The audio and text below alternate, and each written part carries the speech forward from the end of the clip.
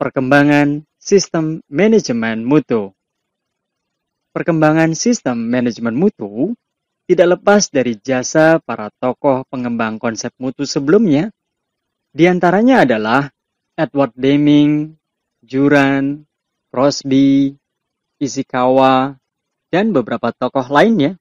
Edward Deming yang dikenal dengan PDCA Cycle atau Plan Do Check Action-nya, dan juga SPC atau Statistical Process Control.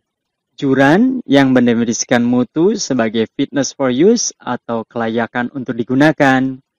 Crosby yang mendefinisikan mutu sebagai conformance to requirements atau kesesuaian terhadap persyaratan termasuk persyaratan pelanggan.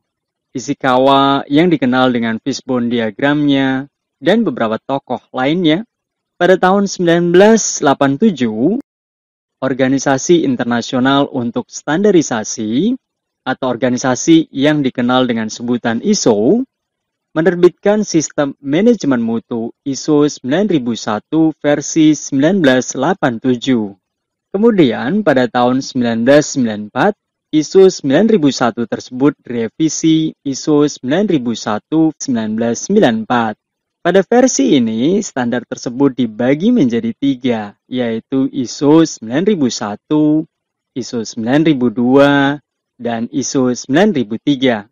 Dan untuk selanjutnya, pada tahun 2000, ISO 9001 kembali direvisi menjadi ISO 9001 versi 2000. Sebuah proses yang normal di mana standar ISO direvisi sesuai kebutuhan pasar atau industri atau multi-stakeholder.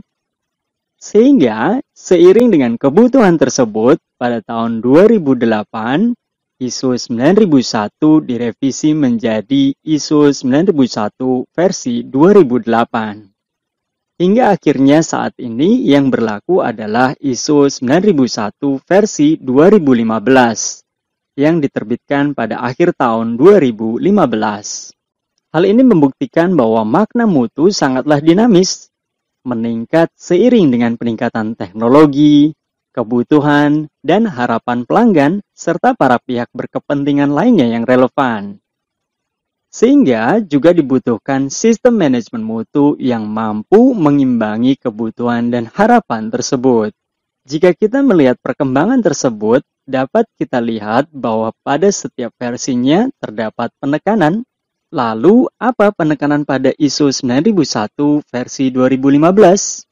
Penekanan pada ISO 9001 versi 2015 yaitu bahwa ISO 9001 versi 2015 menekankan, mempromosikan, dan menerapkan proses approach atau pendekatan proses yang menggabungkan siklus PDCA atau Plan Do Check Action dan Risk-Based Thinking atau pemikiran berbasis resiko.